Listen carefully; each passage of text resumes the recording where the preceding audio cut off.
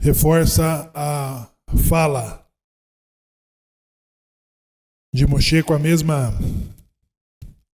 força de que tem o Shema, ouve, escuta. Essa expressão faz com que reforcemos uma mensagem forte. Nós não falamos, você escutou o que eu falei? Isso quer dizer que a pessoa não é surda, mas você prestou atenção. Não é? Quando nós falamos para alguém que precisa cumprir alguma coisa, um funcionário, o filho, a filha, e usamos o termo, você escutou o que eu te falei? É a força de você entendeu o que eu te falei. Ficou dúvidas?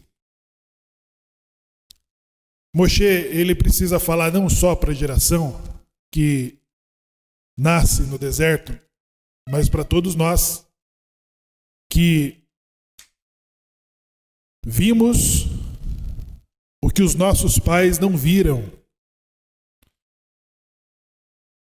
Nós soubemos do que os nossos pais passaram, mas os nossos pais não viram as coisas que nós vimos. O importante rabino, ele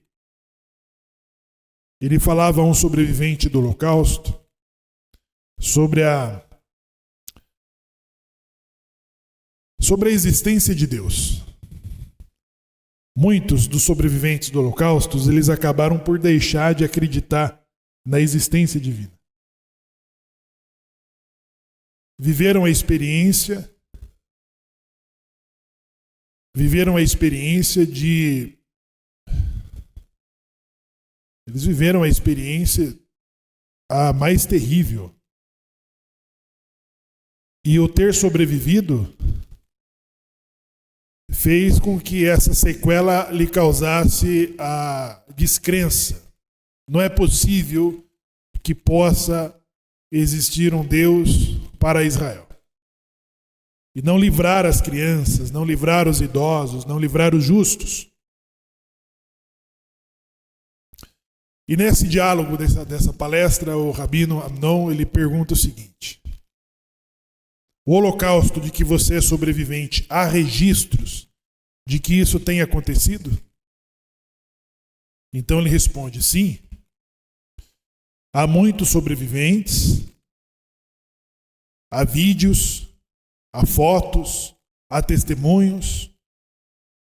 Os lugares ainda existem.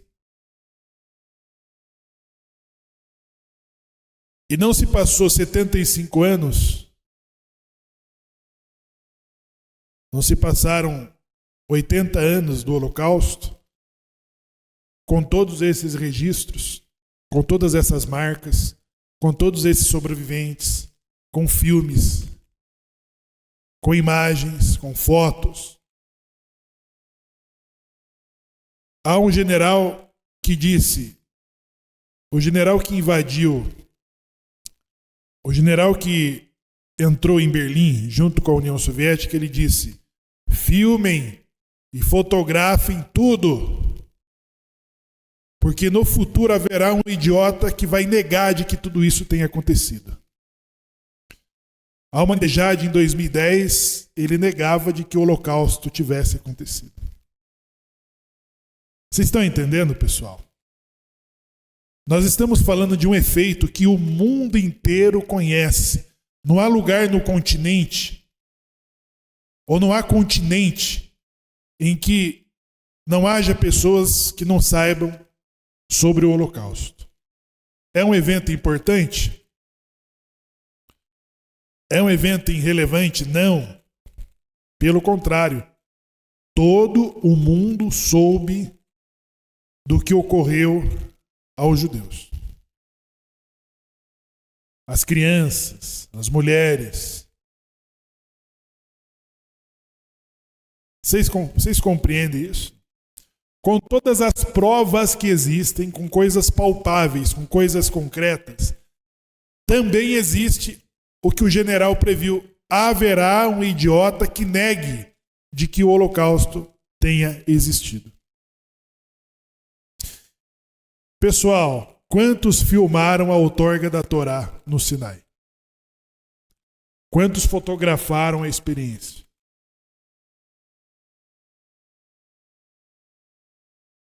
Quantos sobreviventes existem dos que ouviram Deus falar? Quantos?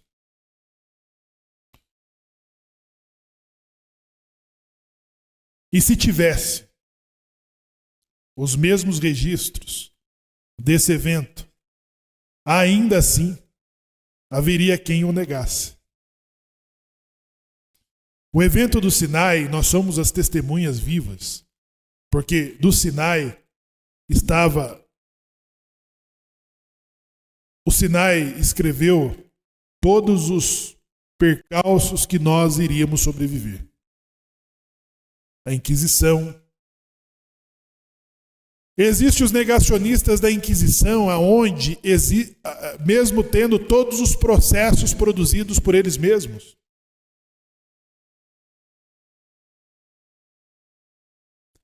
como também já existe quem nega as vítimas do atentado dia 7 de outubro, que não completou um ano que ocorreu. Há quem negue que não houve crianças assadas no forno, que não houve mulheres mortas, que não houve familiares mortos. Sendo que o Hamas, na página da web que eles mantêm, eles colocaram todos os registros das vítimas e da destruição que eles fizeram e está lá. Para quem quiser ver, e mesmo assim há quem negue de que isso tenha existido. Então, quando nós falamos sobre crenças,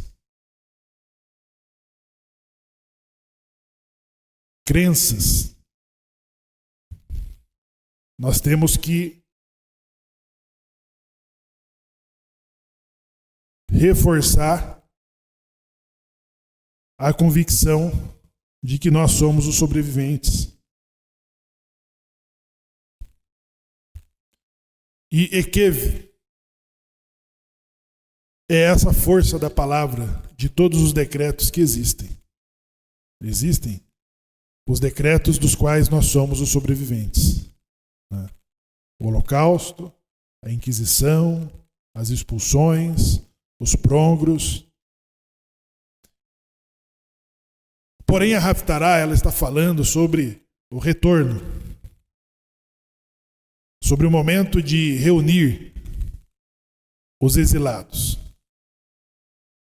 E aí é um outro momento de toda uma história de 3.300 anos que só trata-se do tempo da história judaica em que nós nos encontramos, a nossa geração. Nós nos encontramos no período da história judaica de mais de 3.300 anos, de que testemunhamos todos esses acontecimentos, até os que não haviam acontecido quando os nossos pais estavam no deserto. Está nos livros de Devarim detalhes por detalhes de todas as coisas que nos esperavam na diáspora. Nada se perdeu do que estava previsto. Moshe falava muito à frente do seu tempo. Moshe falava dos nossos antepassados que sobreviveram a tudo isso. E Moshe e todos os outros profetas também falavam do momento em que tudo isso terminaria e de como que isso terminaria. E nada do que foi escrito, nada do que foi dito se perdeu. Aonde vamos depositar as nossas crenças? Aonde vamos depositar as nossas convicções?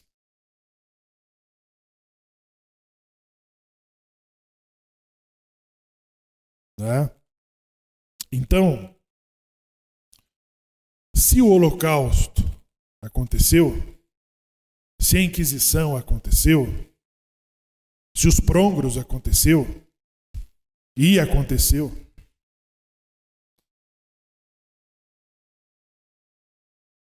há muitos que negam a Inquisição. Mas está ali os instrumentos, está ali os processos de todos aqueles que sobreviveram a isso. Não é? Ontem hoje, nessa noite, no Kabbalat Shabbat, no Salmo 75, ele inicia com Altashret, que significa não destruas, não destruas. Que vem de encontro com a palavra do profeta Jeremias que diz: se o Senhor não nos tivesse deixado remanescentes, seríamos como Sodoma e seríamos como Gomorra. Só haveria a história. Mas nós somos os sobreviventes que, no momento da extinção, nós gritamos: Altashret, não nos destruas, não nos destruas. E aí, a memória divina vai, a aliança que tem com os nossos patriarcas, Abraão, Isaac e Jacó. Hoje Moshe está falando em Ekev dizendo assim: não é, vocês estão herdando essa boa terra, é porque o nível de transgressão dos seus moradores ultrapassaram. Não é pelos vossos méritos, porque vocês são um povo de dura serviço. Nós nos tornamos previsíveis de um comportamento que Moshe conseguia enxergar a que tipo de escolha faríamos e para onde iríamos, já que a única determinação que existia estava vinculada ao nosso livre-arbítrio. O livre-arbítrio é o poder que temos de escolher até as coisas ruins.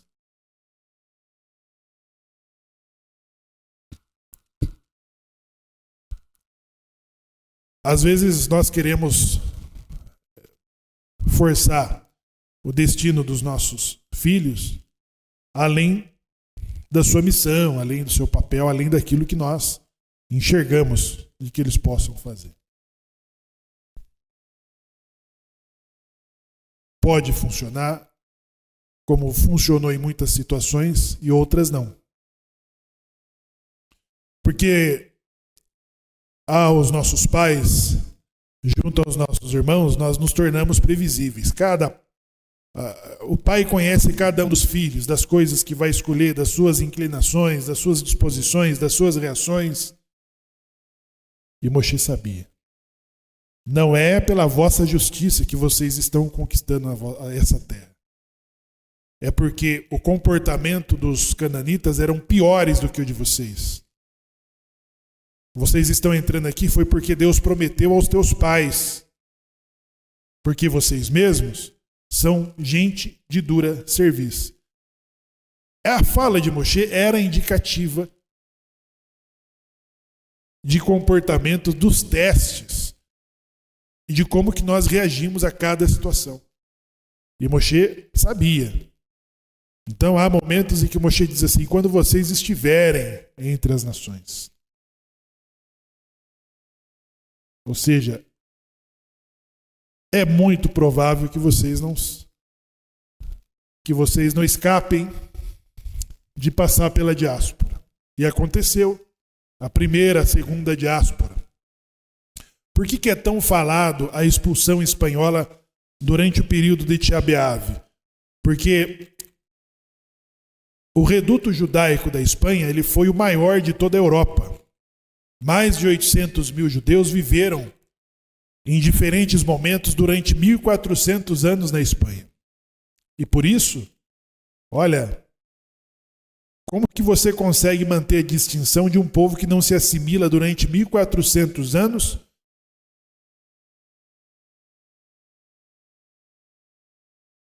E no final desse período expulsá-los. Foi uma outra diáspora equivalente à expulsão que culminou na destruição do primeiro e do segundo templo. É algo dolorido. A expulsão é algo dolorido. Nessa mesma noite nós falávamos sobre mudança, quando você tem que mudar. Trocando de apartamento, está trocando de casa. Embalar as coisas, guardar as coisas. Arruma um ambiente para receber, arruma um novo ambiente para receber as suas coisas. E dali, se é de um apartamento para o outro, se é de uma cidade para outra, se é de um estado para o outro, se é de um país para o outro, ou se é para um lugar que você nem sabe que tem que ir. Então, se é complicado fazer uma mudança com família, com crianças, com bens, e você tem que decidir o que pode levar e o que não pode levar. E aí a outra coisa ainda é quando alguém determina o que você não pode levar. E o que não é mais teu. Isso tira o chão, né? Então não há e não houve durante esses 2000 anos de diáspora lugar em que os judeus pudessem falar: estamos em paz, estamos tranquilos. Não houve um intervalo maior do que 100 anos que a comunidade judaica esteve sossegada no seu próprio lugar. E todas estas coisas que estamos falando aqui, nada mais é do que estava previsto, estava determinado a partir da escolha em que nós fazemos, a partir do livre-arbítrio. Nós teremos lá os montes Gerizim, em que os levitas subirão e as pessoas dirão palavras de bênçãos e palavras de maldições. Esses dias alguém falou no chat: os judeus é um povo maldito. Aonde? Em qual escrito? Da Torá, do Taná?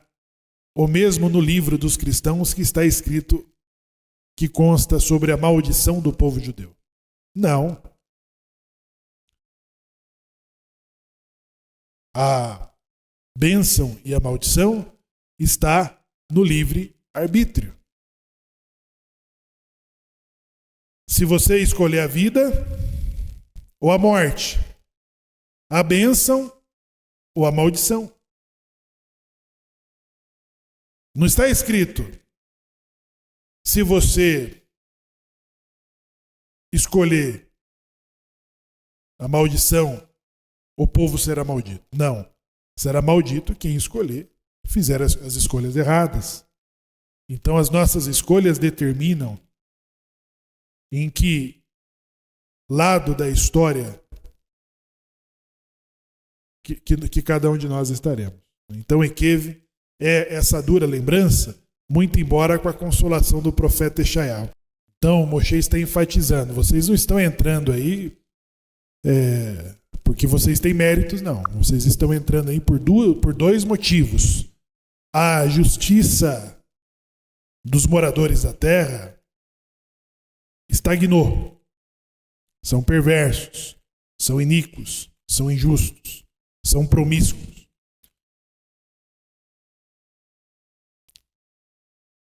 E pelo que jurou a vossos pais que daria a sua descendência.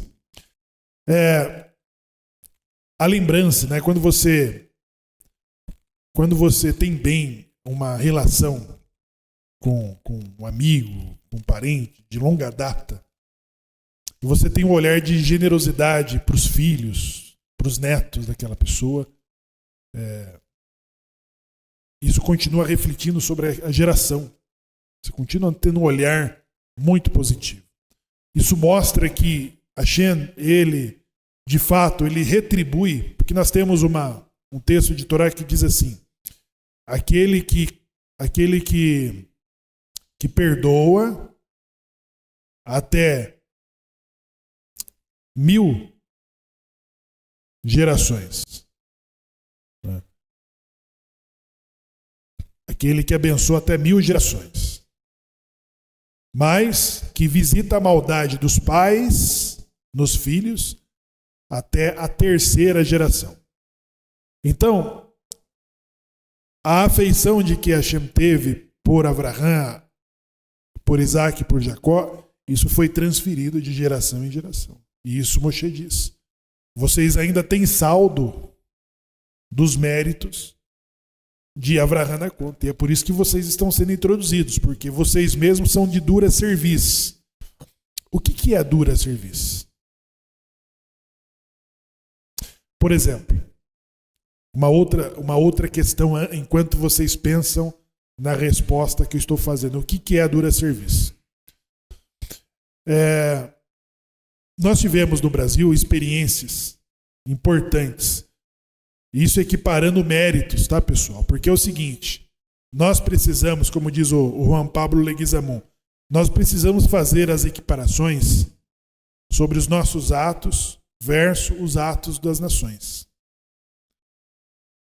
E traça ali um parâmetro do quanto que os nossos atos eles são iguais, superiores ou abaixo dos das nações.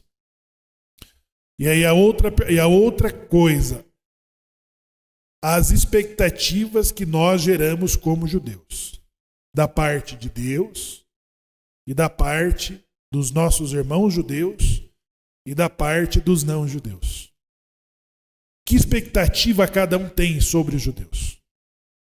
Qual é a expectativa que você tem sobre o outro judeu?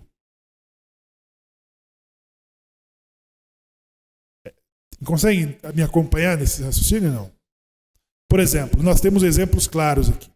Nós tivemos um momento em que o Senado brasileiro teve um judeu na presidência. E toda a imprensa destacava o judeu, não vou nem citar o nome dele. E a imprensa naquela semana fez a notícia, ele é judeu. Nós tivemos 2 presidentes do STF, judeus. Nós tivemos governadores de estados, da Bahia e de outros lugares, judeus. E aí, pessoal, como ser diferente dos outros? Porque quando a imprensa ela vai falar assim, o presidente do Senado é de origem judaica, marroquina. Ou um judeu na presidência. Eu vi num programa de rádio, e aí teve um jornalista judeu que falou assim, não, ele pode ser um pouco mais do mesmo. Ou seja, não se animem. Não se animem. Não se entusiasmem. Porque quando você aumenta as expectativas, se houver uma frustração, define o tamanho do seu tombo, né? Aí nós tivemos essas realidades de efeitos. Qual tipo de efeito você causa para os seus parentes que você diz assim, eu não vou celebrar Natal porque eu sou judeu. Eles estão olhando agora o parâmetro, eles já começaram a medir isso aí. O quanto você é honesto, o quanto você é justo, o quanto você é piedoso, o quanto você tem empatia. Nós começamos a ser medidos assim. Né? Tá de equipazinha? Já pronto, você já está sendo medido. E nesta semana, no último sábado, nós anunciamos o falecimento do apresentador Silvio Santos. E nesta semana, a internet, a TV se recusa de falar outra coisa que não sobre isso. Mas o que é interessante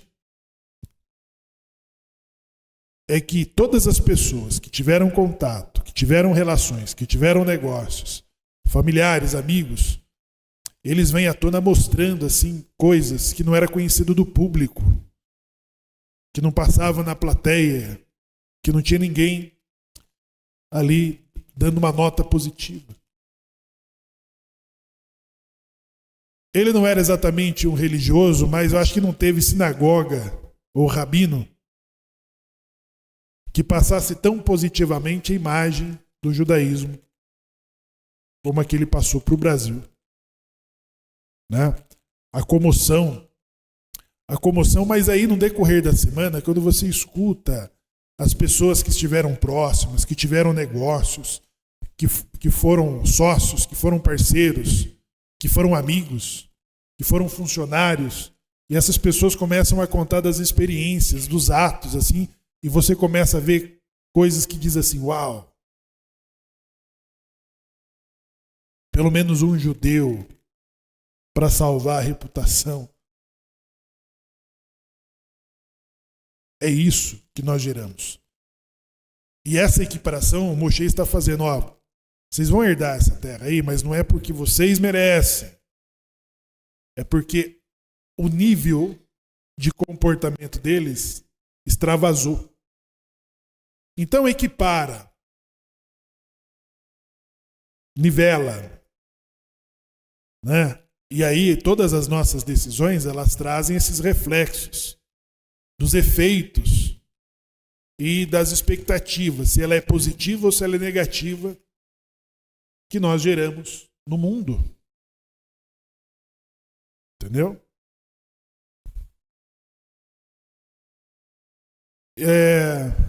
Sobre gratidão. Uma experiência, né? Esse mesmo apresentador, ele manteve do lado dele, ajudando toda a família do homem que ele foi ajudado, que foi o Manuel de Nóbrega, que foi o motivo dele ter um patamar de ascensão de tudo que ele terminou na sua vida. Aí você escuta que ele deu uma mansão para os filhos dele, ele manteve ali de forma incondicional, cuidou de todos os detalhes e pessoalmente. Aí nós começamos a entender o que pode ser a dura serviço. A dura serviço é alguém que tem a nuca dura e ele não consegue olhar para trás. Quando nós não conseguimos olhar para trás, nós não lembramos que nós estávamos escravos, que nós estávamos vendidos, que nós estávamos cativos. E que nessa situação de que alguém nos resgatou, pagou o nosso resgate. Entendeu? Vejam só. Abraham fez exatamente isso com seu sobrinho Lot. Sobrinho, você quer ir comigo? Eu vou garantir que você esteja bem.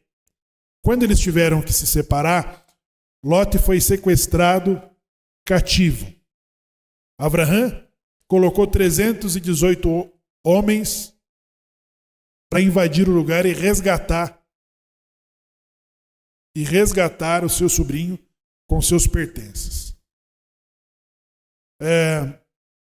Depois da notícia de que Sodoma seria destruída, Abraham ele vai fazer o papel de falar, poxa, reconsidere, e se tiver lá 10 justos, o Senhor vai destruir a cidade? E ele vai fazer Deus ponderar sobre o fato de destruir tendo 10 justos. Então, quando Moabe ele recusa a permitir a passagem dos hebreus e de oferecer o pão e a água, ele é considerado como ingrato. Vocês acham que isso pode parecer dura serviço? A pessoa que é incapaz de olhar para trás e entender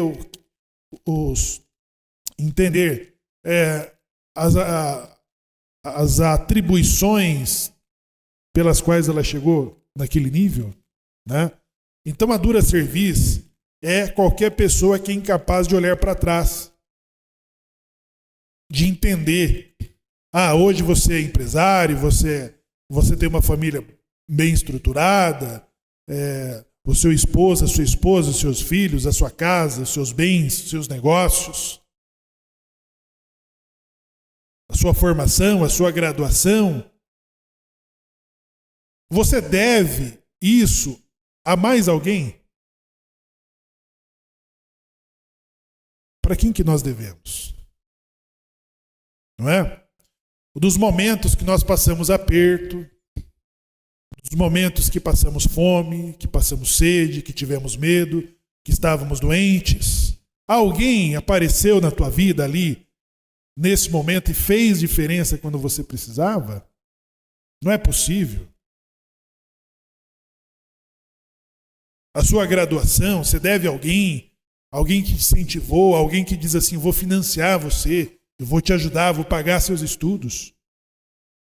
Eu vou trabalhar mais para que você tenha tempo de estudar. Tem alguém? Quando nós chegamos no topo, com potencial de continuar desenvolvendo, nós passamos a nos esquecer das pessoas que nos ajudaram, as pessoas que foram úteis, nos lugares que nos atenderam. Nós nos tornamos insensíveis com a causa do pobre, do que tem fome, do que tem sede, do viajante, do estrangeiro. E isso é dura serviço. Moshe estava dando uma indicativa antes de que Israel entrasse na terra prometida. Vocês irritaram Deus agora desde Horebe. A dura serviço é a incapacidade de olhar para trás e de falar assim, poxa, é a Hashem que pagou o meu resgate.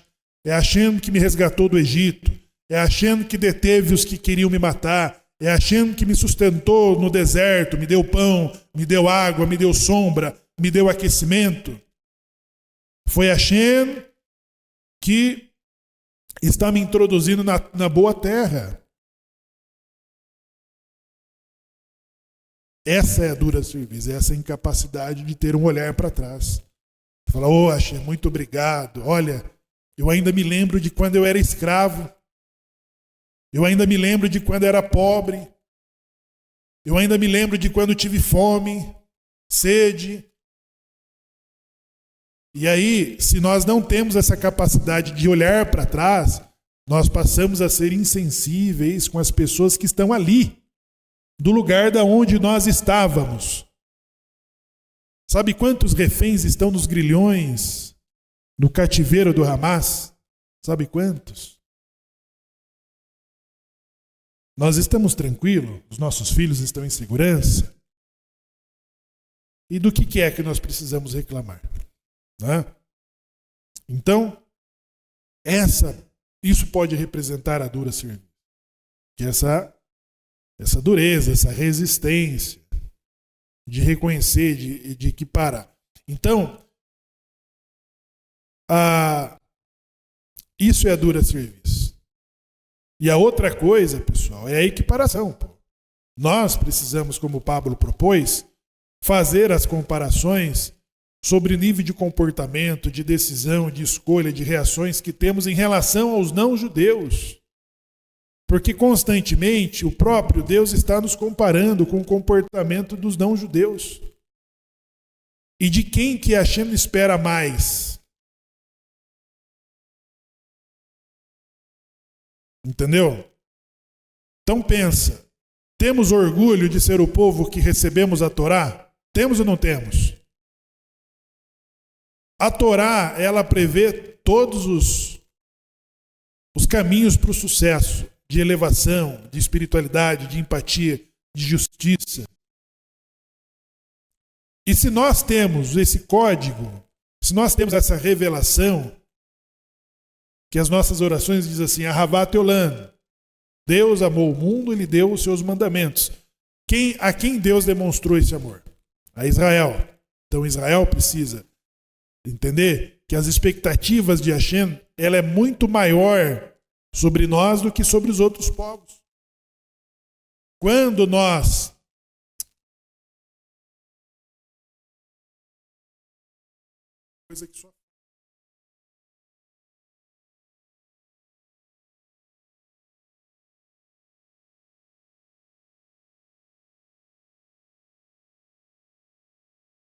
Então, quando a Torá fala sobre justiça, o que é a justiça? A justiça é de quando nós lembramos que existe dentro da nossa sociedade alguém que possa estar em aperto. Fechei um grande negócio. Os meus resultados foram além do que eu esperava. Eu tenho que ter um olhar e falar, poxa, será que é o momento de eu ver se alguém da minha família está passando em aperto?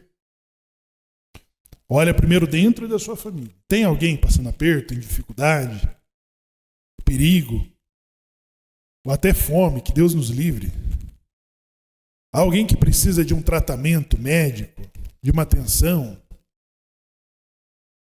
é olhar para trás. Dar aquela olhadinha e falar, como que estão as coisas? Está tudo em ordem. Estão todos em segurança. E a comunidade, tem alguém passando perigo, passando aperto? Está inseguro? Será que eu posso fazer alguma coisa? Chamaste, como que estão as coisas aí? Está tudo certo?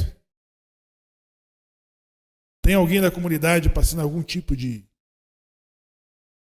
perigo? Não, também está tudo certo, respondeu Shamash. Gabai, e a sinagoga, tem alguma coisa para fazer pela sinagoga? Eu estou aqui com um pouquinho de disposição e gostaria de fazer uma melhoria para a comunidade que eu rezo. O que eu posso fazer? É isso aí. Isso é ter sensibilidade com os patamares que nós vamos subindo, porque nós vamos tendo a lembrança do que é ter fome, do que é ter sede, do que é passar aperto. Chega lá ao final do mês, as contas não batem e você tem que escolher entre uma coisa e a outra. Entendeu? Então essas realidades, quem não passou, né? Quem não passou? E aí nós passamos a ter esse cuidado, porque hoje a Torá ela está colocando aqui sobre o cuidado com o estrangeiro. Sabe quantas vezes a Torá fala sobre o cuidado do estrangeiro? 36 vezes.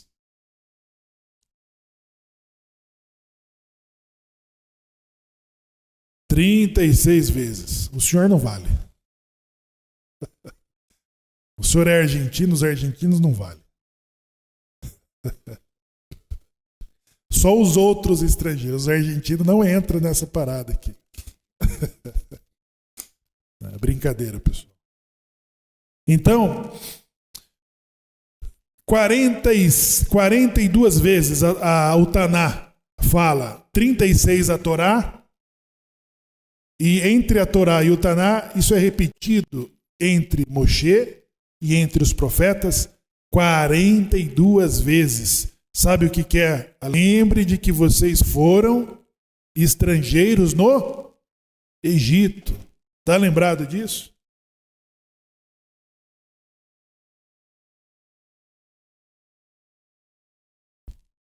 Né? Então, nós precisamos ter essa lembrança. E aí uma coisa que nós precisamos ter orgulho, por exemplo, o recém-estado de Israel, eu acho que é o único lugar que os diferentes judeus se dão bem. São judeus Askenazi, Sefaradi, Mizrahi, etíopes. Dos mais diferentes idiomas, esses judeus estão sendo reunidos há mais de 76 anos, 75 anos. 20% da população israelense não são judeus.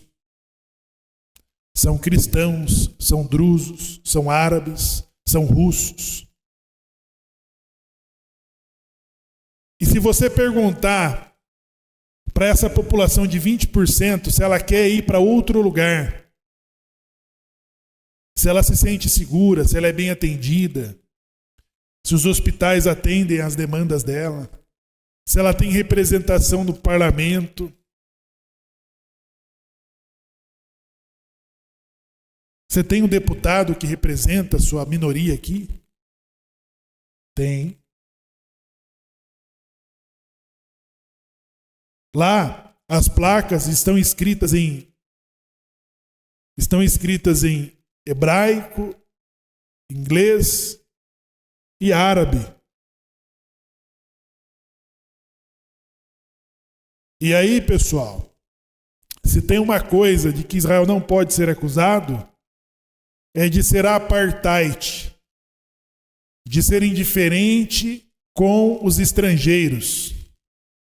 Estrangeiros que têm outros deuses, que têm outras religiões, que têm outras expressões.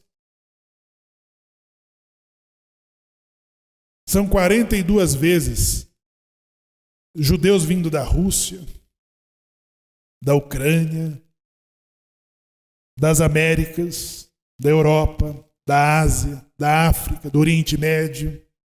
São judeus que enfrentaram além do Egito.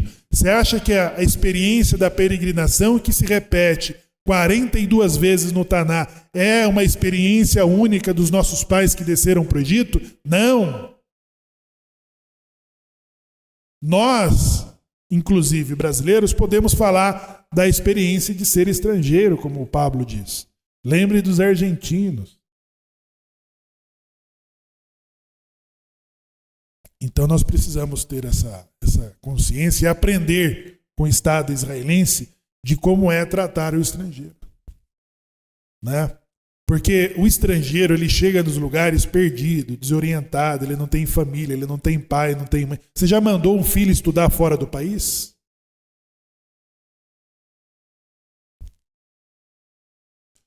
Quantos de vocês precisaram mandar um filho para outro país e vocês ficam tranquilos aqui? Né? Então, nós precisamos nos colocar no lugar. E aí, pessoal, que a questão da dura serviço, ela nos coloca, saber nos colocar na situação das pessoas. Como um juiz. Nós temos que nos colocar na situação da pessoa para entender e saber como agir. Então, Ekev, o calcanhar, está falando, o que é o canhar?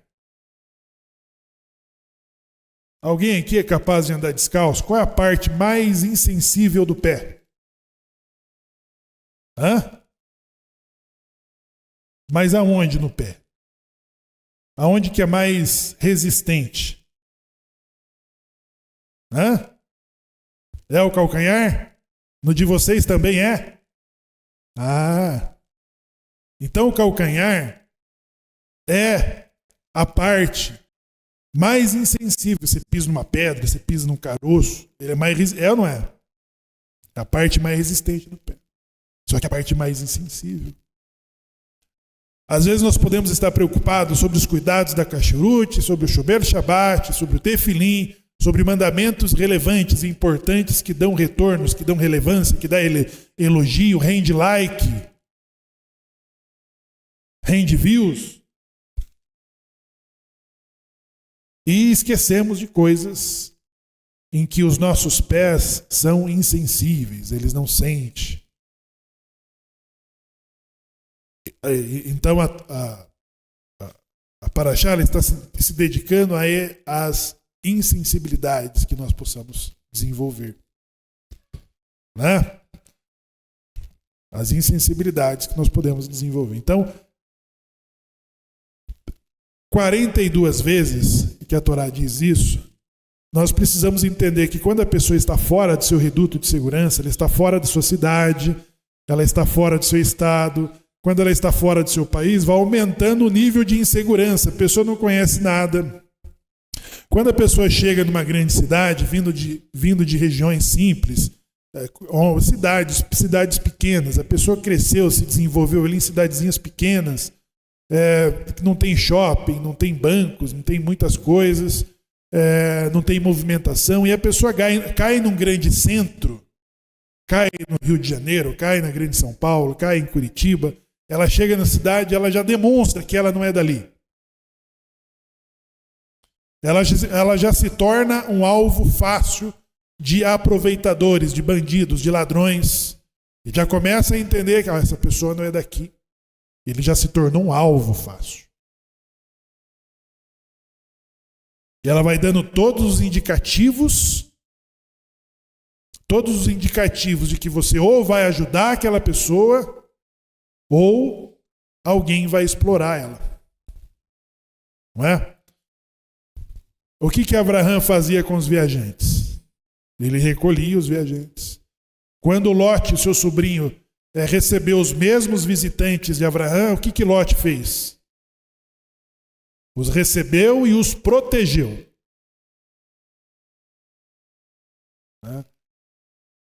E o peregrino, ele nem precisa estar numa limusine para nós recebermos bem. Ele pode estar, inclusive, estar vestido de forma simples. Ele pode estar vestido, inclusive, ele nem precisa ser um judeu para eu precisar atendê-lo bem. Então, esses exercícios são os testes, né, em que vamos nos elevando, testando a nossa sensibilidade, a nossa empatia com as demandas, com as causas das pessoas. Porque é o seguinte, pessoal. Por que nós precisamos falar isso? Por que nós precisamos falar isso? Porque a Torá só está falando isso para as pessoas que têm potencial de enriquecer. Então tem duas posições na vida que nós podemos estar. Sobre aqueles que precisam de ajuda e sobre aqueles que ajudam. Você quer estar em qual posição? Você quer estar na posição do que precisa de empréstimo ou daquele que empresta? Você precisa estar no lugar daquele que pede esmola ou daquele que dá esmola? Você quer estar no lugar daquele que precisa de cuidados médicos ou daquele que cuida da doença? Duas posições. E aí a pergunta, vejam só, alguém perguntou, um homem, um tzadik, perguntou aonde está o Mashiach. Aí o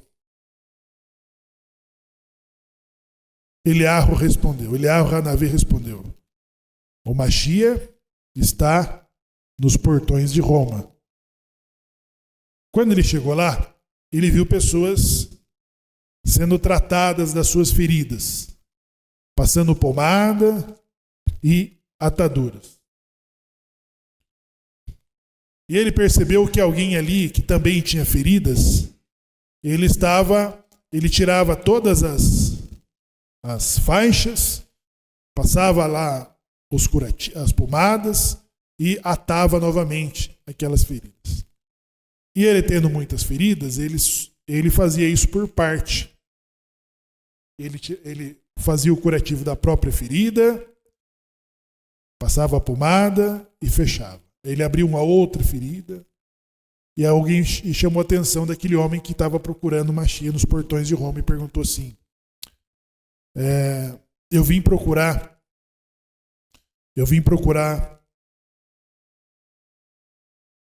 Mashiach. Aí ele respondeu, hoje ele aparecerá. E ele ficou ali o dia todo e não viu o tal do Mashiach. Quando ele voltou, frustrado, ele diz, o profeta Eliarro me enganou. Porque ele disse que Mashiach estaria. E ele não foi. Então, o que é o hoje? O que é o hoje? A resposta que ele teve do próprio Mashiach e não reconheceu. O que é o hoje? Hoje, se ouvirdes a minha voz... Quando o Mashiach vem? Quando, pessoal? Quando o Mashiach vem? Não é voltar não, tá? É vem. Só para ninguém ficar com dúvida. Quando o Mashiach vem? Se hoje ouvirdes a minha voz, não endureçais os vossos corações. Então Eliarro não tinha mentido para o homem. E por que ele cuidava de ferida por ferida? Porque ele está aguardando o momento de ser chamado. E quando é o momento de ser chamado? Todos os dias nós precisamos estar preparados, porque todos os dias nós precisamos estar prontos. E se hoje, não é amanhã, e se hoje, o homem perguntou, estou aqui porque o profeta Eliarro disse que Mashiach estaria aqui. Agora, a outra pergunta, do que ele estava cuidando? Com o que Mashiach estava se ocupando nos portões de Roma? Quem que estava sendo cuidado ali? E aí, em Shemot 22 diz assim, o cuidado que nós temos que ter com o estrangeiro, com o órfão, com a viúva e com o levita, é o que nos iguala a Deus. Então, por exemplo, quando eu não consigo fechar minha conta, não tenho mais cartão de crédito, não tenho de onde tirar. Aí nós incluímos na Bíblia, falar, Hashem, abra uma oportunidade, eu preciso fechar essa conta. Não acontece alguma coisa ali? Acontece ou não acontece?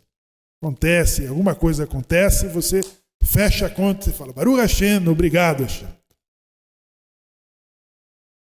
Nós recorremos a Hashem quando estamos doentes, quando precisamos fechar as contas, quando estamos em perigo, quando estamos com medo, estamos preocupados, estamos sempre pedindo.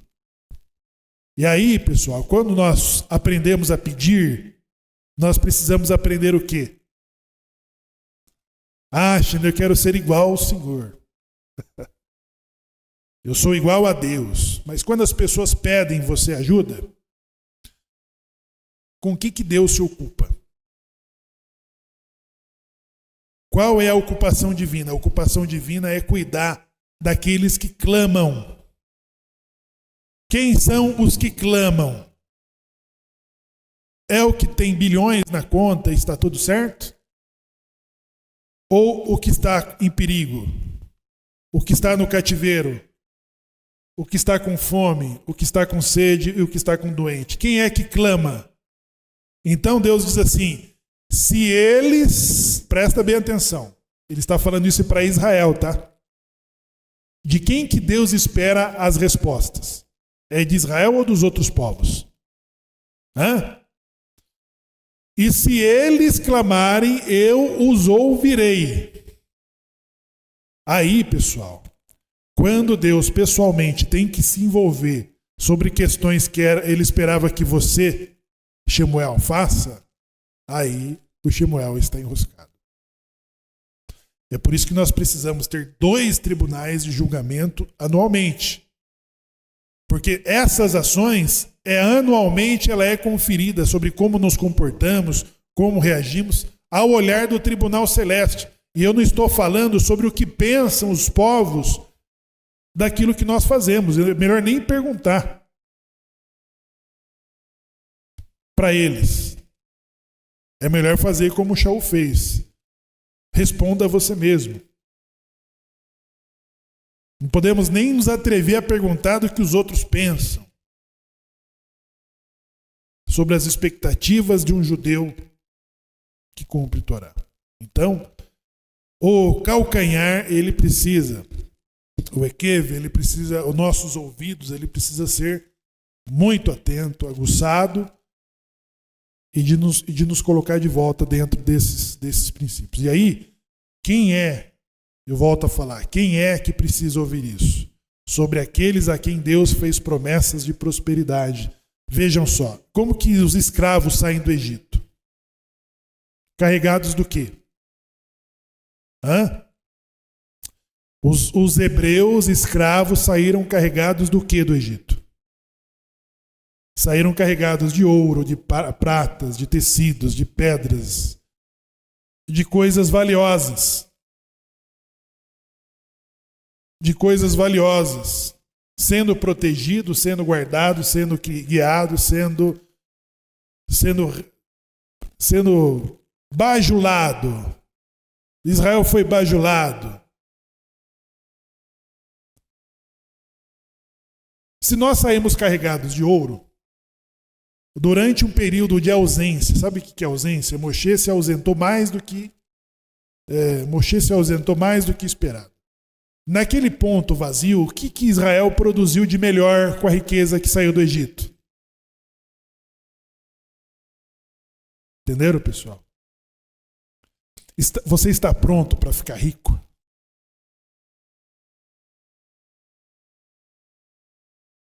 Fala que está. Eu estou perguntando, mas vocês não podem falar outra coisa. Vocês têm que responder, estou, acho. Vocês estão preparados para saírem ricos da situação em que vocês estão? Ekev, pessoal, ele está despertando a gratidão e a sensibilidade naqueles que estão prestes a serem mais do que recompensados, afortunados, abençoados, agraciados. E a Parashá Ekev, ela visa nos preparar exatamente para ter essa sensibilidade. Eu acho que poucas pessoas vão ter inveja da fortuna do Silvio Santos, se não a de ser lembrado como ele está sendo e continuará sendo. Do que fazer com a fortuna que você vai receber? Quantas pessoas serão beneficiadas, ajudadas? Quantas pessoas agradecerão a Deus pelo bem que Ele fez a você? Né? Então estas coisas, elas nos preparam para isso. Porque a gratidão que nós precisamos prestar conta é de alguém que nos tirou do cativeiro, que nos sustentou pelo caminho, que deu lugar para nos desenvolvermos e que nos deu retorno, riqueza, filhos, saúde. E o que você vai fazer com toda essa fortuna? E o que você vai fazer com toda essa riqueza? Porque se tiver um vazio, pessoal, o que sai do vazio? Quando o Moshe representa o que para vocês? Nós encerramos o casamento que diz assim: seja casado de acordo com a lei de Israel e a lei de Moisés. Moisés se ausentou para além do tempo. Quando a Torá está ausente, do rico, o calcanhar começa a funcionar. O calcanhar é que começa a dar as diretrizes. Ele se torna insensível. Não lembra de quem foi. Ele não tem empatia para quem está precisando. Ele está vendo que está precisando.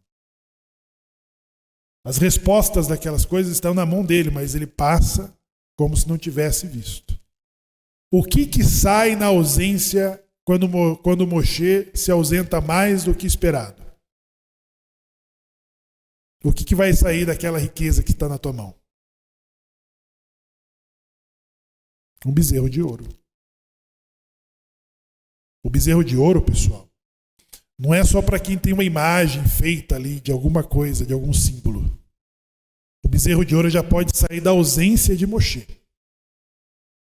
O bezerro de ouro, ele pode sair da insensibilidade.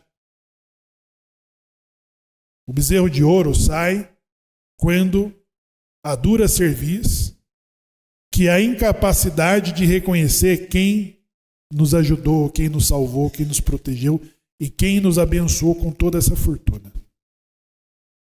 Entendeu? Nós já demos... A idolatria começa quando você deixa o lugar de Deus vazio na sua vida. Quando você não quer mais se parecer com Deus. Você não quer mais se parecer com Deus. Que se dane o órfão, que se dane a viúva, que se dane o peregrino. Que se dane a sinagoga, que se... Entenderam? É isso. Isso já é idolatria. Isso já é a insensibilidade que vamos tomando conta do lugar sagrado. Você tinha preocupação com a sinagoga, com a Torá. Você tinha preocupação com as pessoas. Cadê o João? Cadê o Joãozinho? Cadê o Ricardinho? Cadê a Maria? Cadê eles? O que está acontecendo? Você tinha preocupação.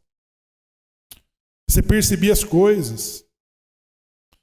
Então, Moshe diz assim na Parashá Ekev, né? Inclusive ele lembra do bezerro de ouro. Então, Moshe foi capaz de destruir o bezerro de ouro, moê-lo, colocar na água e nos fazer beber.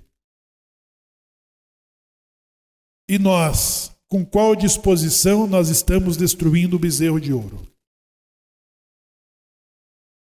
Com a riqueza que temos ou com a riqueza que teremos? Com qual disposição? Então, Ekev é isso, é a gratidão. É você ter a lembrança,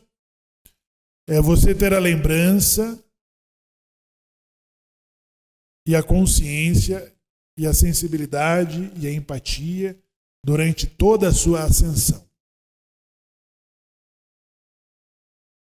Eu era rico e depois eu fiquei mais rico, e depois eu fiquei milionário, e depois eu fiquei bilionário. Né? Como que nós controlamos a arrogância, a prepotência, o que está nos dominando? Né? Será que a ostentação, ela fala maior do que a sensibilidade? Quando nós não soubermos falar sobre nós mesmos, nas equiparações, nós precisamos pôr a cabeça para fora e perguntar para a comunidade. Né? Nós precisamos pôr a cabeça para fora e perguntar para quem está fora da comunidade, os não-judeus, e aí, o que você pensa? Se 2 ou 3 pessoas começarem a te xingar e xingar a tua mãe, é porque está fora. É ou não é, Leandro? Então essa é a pergunta. Essa é a pergunta. Você está preparado para ter essa ascensão? Né? Para ficar muito mais rico do que você já é? Para estar no controle, no mando de coisas importantes, de riquezas?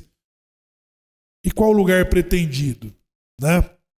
Então, pessoal, com o que Deus está se ocupando? Deus está se ocupando com aqueles que clamam. Não foi o que ele disse a Moshe? Moshe, você vai libertar o meu povo porque o clamor deles chegou a mim. Por que os anjos foram falar com Abraão quando pretendia destruir Sodoma e Gomorra? O que os anjos disseram a Abraão? O clamor daquela cidade se multiplica. E eu desci para ver. Então, pessoal, você quer estar bem com Deus? Se ocupe com as coisas com que Ele se ocupa. Né? Se ocupem com as coisas com que Ele se ocupa. O órfão, o pobre, a viúva, o estrangeiro. Precisamos ter esse cuidado. Agora, a outra coisa, pessoal, que a gente nunca pode confundir, nunca podemos confundir. Porque um amigo meu diz assim, Deus odeia a pobreza. Não confunda que Deus odeia os pobres. O que Deus odeia? Por que Deus odeia a pobreza? Porque Ele deu os recursos e toda a riqueza que existe para atender todos os que existem. Ou seja, teria que ter o tal do equilíbrio. Eu não estou falando nem de comunismo. Isso não é comunismo também. Não é disso que eu estou falando. Estou falando de justiça. Entendeu? Agora, a outra coisa são as pessoas que amam a pobreza. Você acha que Deus gosta das pessoas que amam a pobreza? Porque existem as pessoas que amam a pobreza. Então preste bem atenção para você não se colocar no lugar errado. Não confunda de que Deus ajuda os pobres e odeia a pobreza. Para você não se pegar amando a pobreza.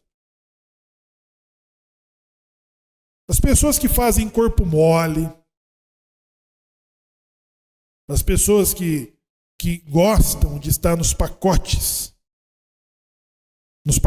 sociais.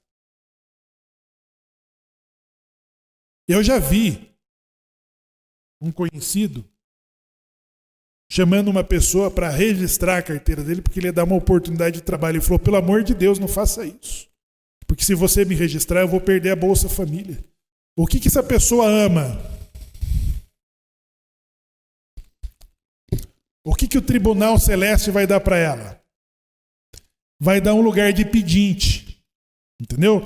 Mas você acha que essa pessoa, quando clamar, você acha que a tendência de que Deus escute? Não, pessoal, Deus não ama ninguém, Deus não atende ninguém que ama a pobreza. A pessoa valoriza a pobreza, ela está na fila de toda a gratuidade, ela não se esforça, ela não quer mudar o aspecto de vida dela.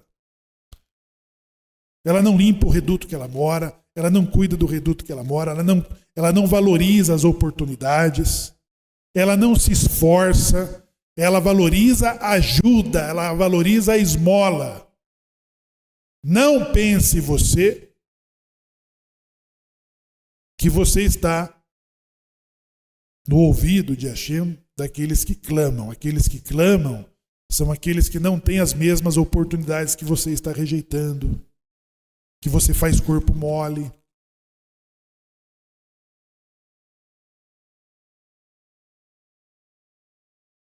Não é isso. Deus odeia e aborrece a pobreza. O que Deus ajuda são as pessoas pobres que se esforçam, que aproveitam a oportunidade, que é grata. Porque existem muitas pessoas pobres arrogantes, prepotentes. Existe, pessoal. Vocês podem não acreditar, mas elas existem. Entendeu?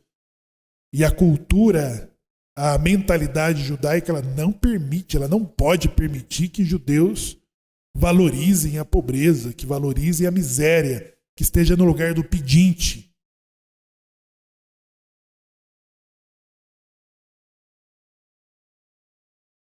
Isso não é judaico. Né? Porque no judaísmo, ele diz assim, os pobres sempre tereis entre vós. Quando nós falamos que sempre teremos, a Torá diz que sempre os pobres estarão entre nós, mas é um ciclo de pessoas. Naomi foi rica e ficou pobre. É o julgamento. Porque Naomi, ela fez exatamente isso com o seu marido Elimelech. Eles foram insensíveis com a pobreza judaica. Eles pegaram a sua fortuna, colocaram na sacolinha. Vamos para as campinas de Moabe proteger a nossa fortuna dos pobres judeus. Mas eram judeus que estavam empobrecendo por uma circunstância econômica. O que aconteceu lá com a família de Elimelech em Moabe? Ele morreu, os filhos morreram e a esposa voltou humilhada para a Judéia. Então, nessa mesma porção, a Torá diz assim, ele exalta um e rebaixa, ele exalta um e rebaixa o outro. Então, pessoal, nós temos 2 julgamentos anuais durante Pessa e Rosh Hashanah até Yom Kippur. São os decretos. Esses decretos são dados sobre o que merecemos administrar, no que diz a nossa saúde, a nossa paz e a nossa fortuna. O quanto estamos dispostos a mudar. Quem vai subir e quem vai descer. Entenderam? Estamos prontos, pessoal, para subirmos? Sermos sensíveis, termos memória, não endurecer a cerviz. Estamos prontos para subir? Vamos subir? Vamos subir então. Né? E você que ama a pobreza, mude isso aí. Largue se você tem saúde, tem força e está rejeitando o trabalho, meu Deus do céu, isso é um pecado. Essas pessoas começam a reclamar. Elas começam a reclamar da sorte. Porque elas conseguem se adaptar para viver com aquele pouquinho, desde que ela não tenha que se esforçar. Entendeu? Não. Meio salário tá bom. E eu faço uns 2 ou 3 biquinhos e eu complemento e vai ficar muito bom. Eu faço um gato na energia, eu faço um gato na água.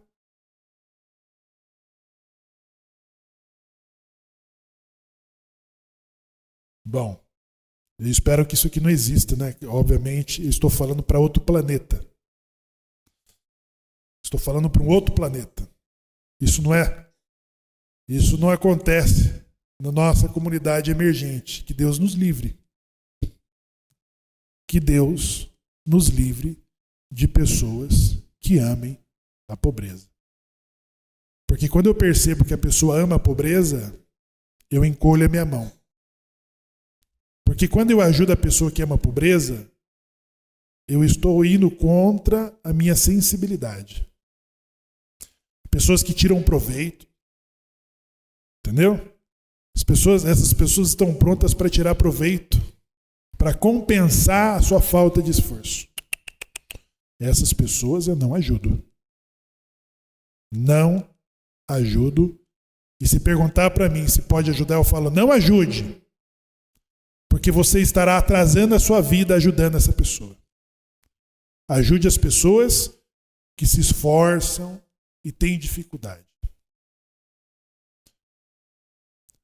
Você conhece a pessoa que ama a pobreza quando você entra na casa dela e vê os cuidados que ela tem. Porque uma coisa é a simplicidade, a outra coisa é o desdeixo.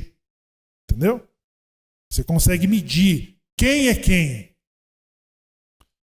Quem é pobre por circunstância e quem ama a pobreza. São coisas distintas.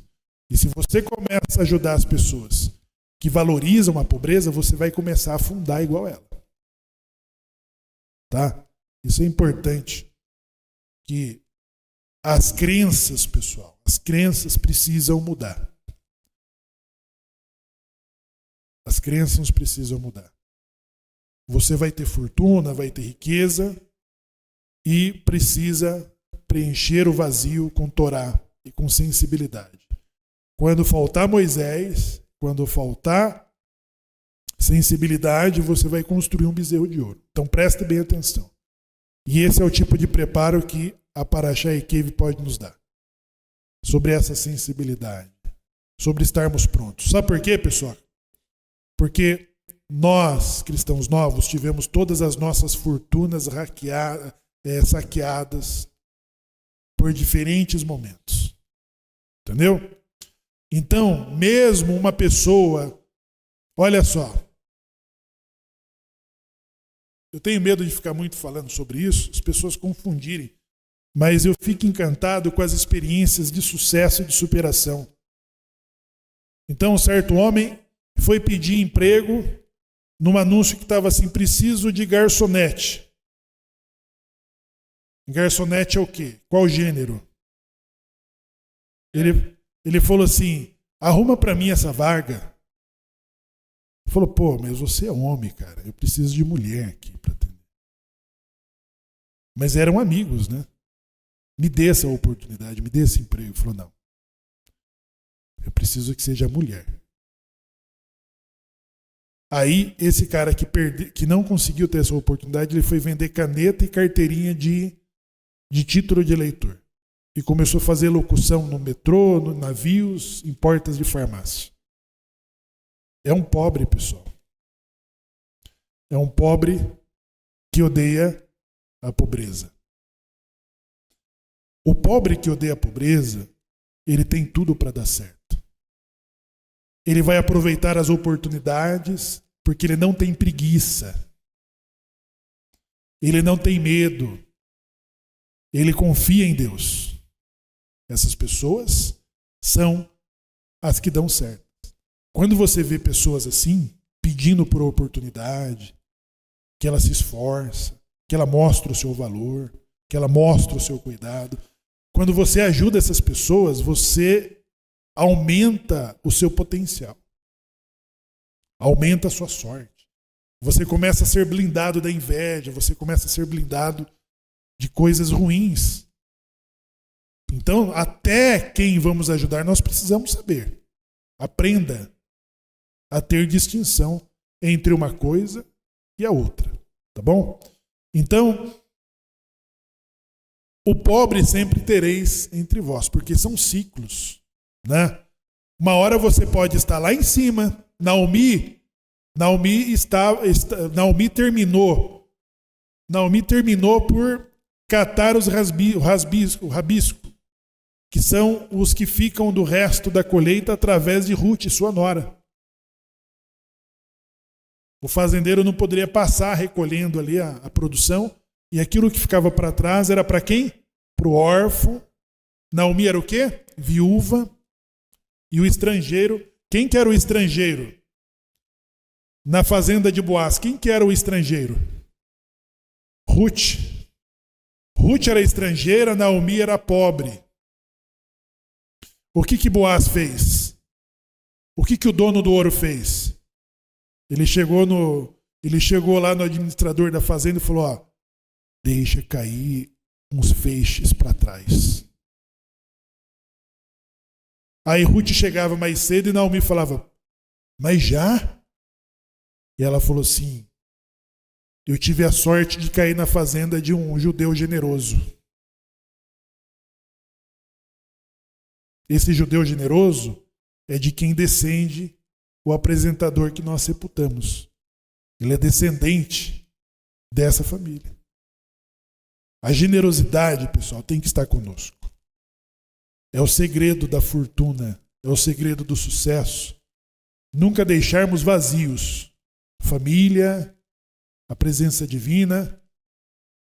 E ele deixou uma sinagoga linda em São Paulo construída. Ajudou todas as pessoas que sempre esteve do seu lado. Valoriza a fidelidade, valoriza a sinceridade. Então, nós não poderíamos ter essas informações enquanto ele não morresse. E essas informações, elas estão chegando por todas as pessoas que em 90 anos esteve ali. E parece que isso não muda. Eu vou falar a verdade. Teve 3 que falou mal. Mas falou mal porque ele era de direita. Não porque ele não ajudou ninguém. E outro falou mal porque ele era corintiano. Eu concordo também. Mas não porque faltou. Então nós precisamos saber o que fazer da nossa fortuna, né? Então Boaz, ele diz, olha, para os coletadores, ceifadores. Eles vinham colhendo e atrás quem vinham? O órfão, a viúva, o peregrino, nas cercas, nas divisas das fazendas. Nas divisas das fazendas estavam as partes que os fazendeiros não podem colher, porque também fica à disposição do órfão. E aí, pessoal, da sua fortuna, você passa recolhendo, não é? Há uma tradição sefaradi que quando o alimento cai no chão, ou caiu fora do prato, aquele não é para nós. Aquele representa o rabisco. Você não pode pegar e comer aquilo ali. Os farelos da ralá, das ralotes, elas são jogadas para as aves, não é? As ralotes que sobrou, alguns jogam ali, põe no telhado para as aves, os passarinhos comerem. Então tem partes da nossa fortuna que o ambicioso, ele não perde nem o farelo, ele come, ele junta os farelos e fica comendo. Ele come a parte das aves, ele come a parte do órfão, ele come a parte da viúva, ele come tudo e acumula. E aí o acúmulo, ele começa a estragar as coisas. É a pessoa que já ficou insensível. Então Boaz, ele foi ver quem estavam buscando e ele percebeu. E entre os buscadores estava Naomi e estava Ruth. Uma estrangeira e a outra que faliu e empobreceu. E ele ordenou aos seus funcionários dizendo: deixe cair os feixes.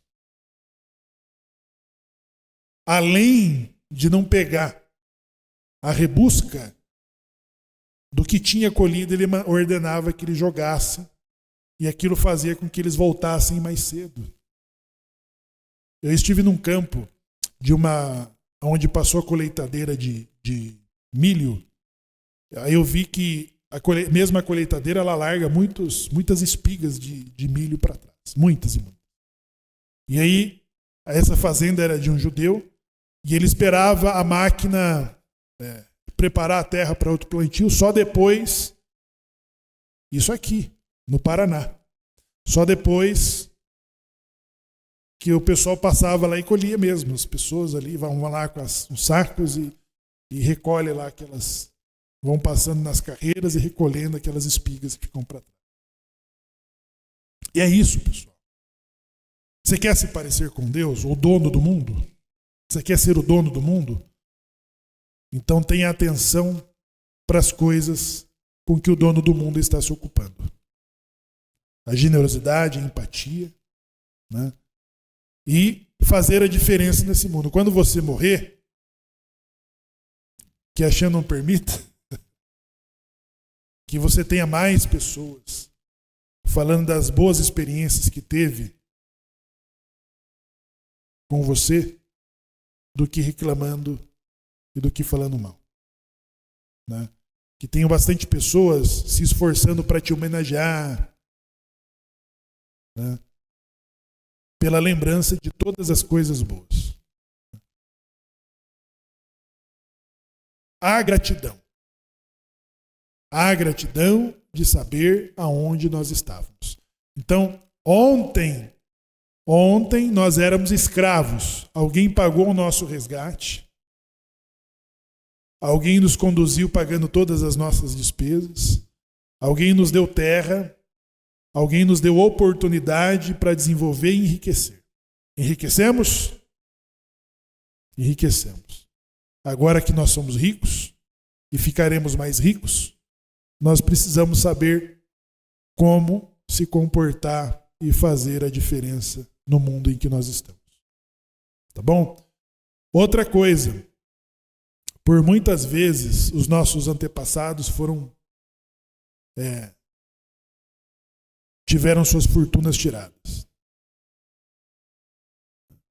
Então, se hoje nós estamos aqui, pessoal, nesse país, e se nós temos parentes que estão nos processos da Torre do Tombo, é porque os nossos familiares tinham fortunas que chamaram a atenção dos cristãos velhos e também da Inquisição.